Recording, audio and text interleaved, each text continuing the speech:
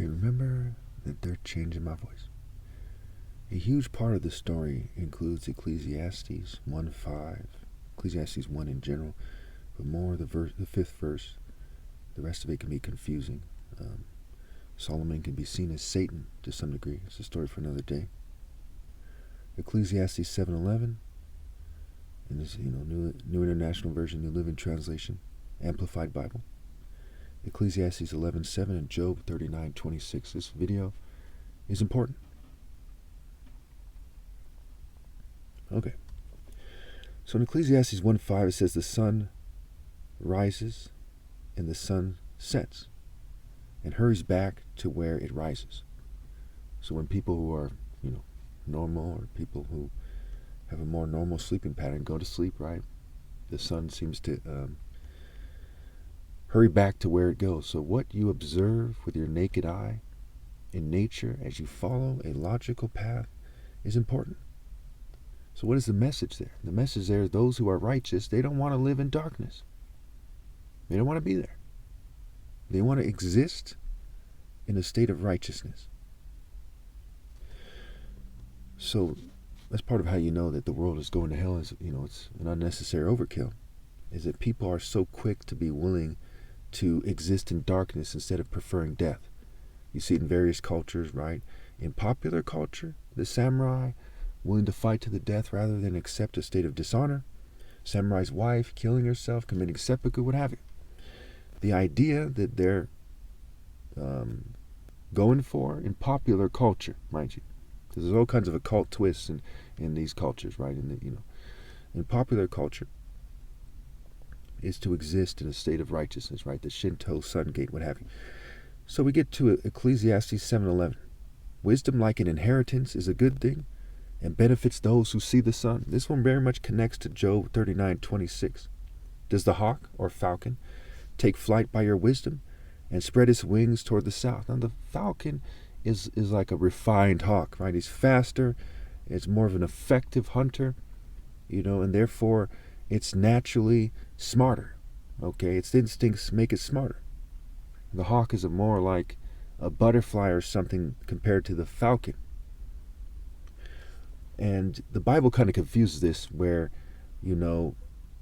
where it puts the falcon in the story confuses it, but it actually is a Royal African Falcon martial art order. And the Bible's by Bel, and Bel doesn't respect Horus. And Horus in his pinnacle is a falcon. That's why the word bless is a play on words for be less. Okay, so the New Living Translation, right? Wisdom is even better when you have money. Both are a benefit as you go through life. Okay, now again, Matthew 6 says, "Those treasures in heaven, not on earth."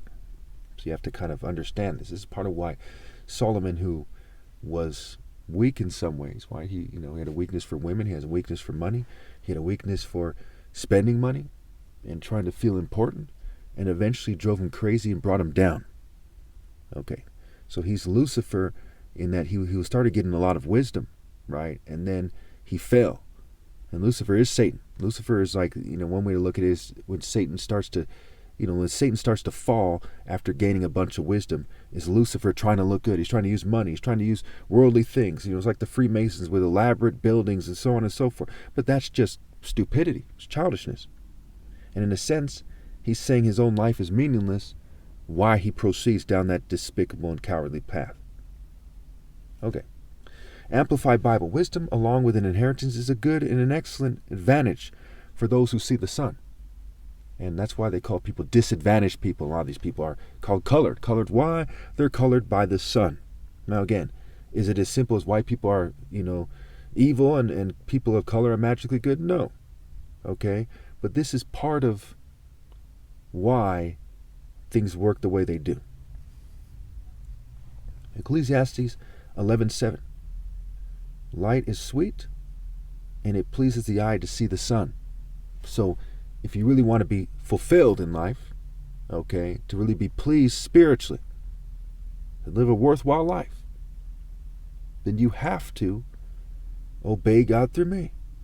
Okay, the falcon is said to figuratively and symbolically fly closest to the sun according to the perception of the Egyptians okay, what they saw with their naked eye.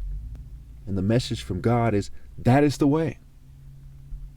The way is to look at the characteristics of the Falcon: faster and master, light speed, God speed, what have you, all these kind of connections there. Reason why the Falcon is the symbol of, is part of Horus, who is the archetype of the King of Kings of all of humanity. Because Egypt wasn't a nation that was random and cut off from the world. It was a major trade center that emerged before Babylon and Persia, what have you. And Sumer was nowhere near comparable. So it was, meant to be an example of how the natural order is, right? It's the Royal African Falcon, right? Heterosexual order. And, it's a black African patriarchal line, a specific one, an Igbo one, a very specific one. That's my flesh dies. There's no valid order possible because of this tech breeding, cheating, generational ill-gotten gains, the circumstances of the world, what have you. That's a huge part of the story. That their own Bible, which is Bible, when you put a little thought into it, mind you, and that's what you have to do. I mean, when you look at the different translations, why are they different?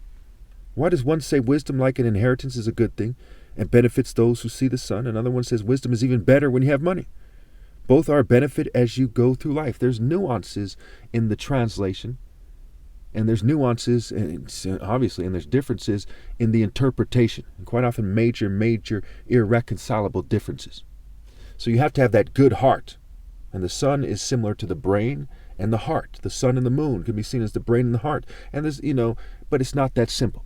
To the Egyptians, they associate the moon with Tot, teaching what you were taught, and the sun with the heart.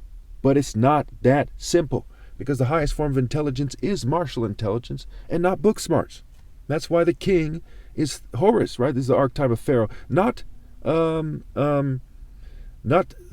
Tot, who's symbolized by a baboon and at times by an ibis bird.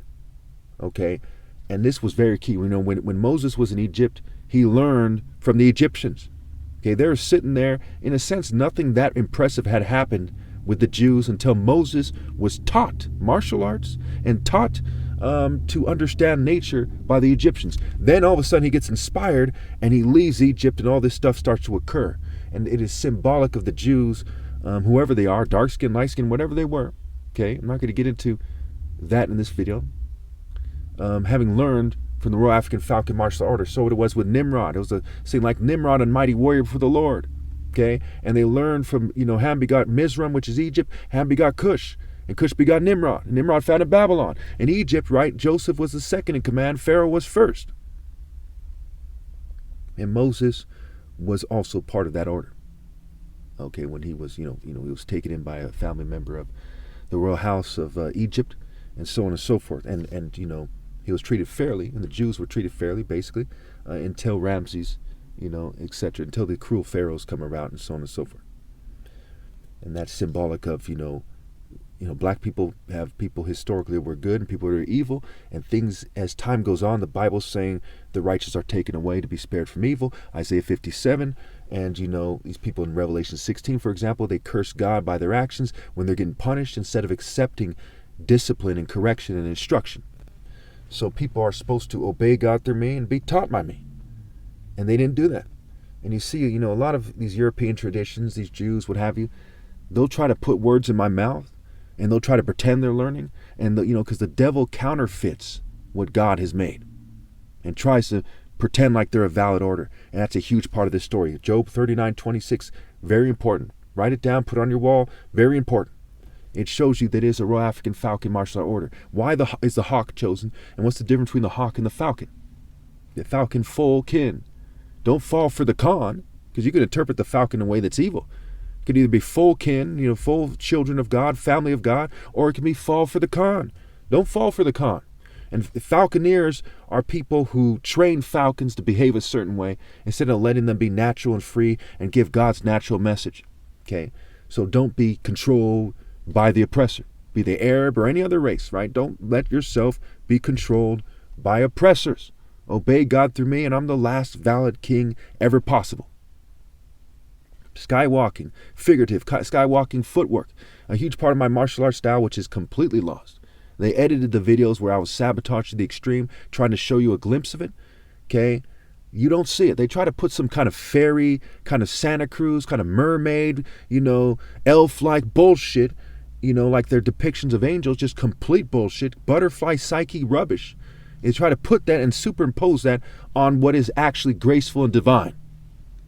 And that's a huge part of this story, their fairy game that they're playing. Like, look at the way the Jedis in Star Wars are depicted. They're depicted like fairies. Okay? They move like fairies. Like this cartoon Power Ranger bullshit. Powerpuff Girls garbage. It's fucking pathetic.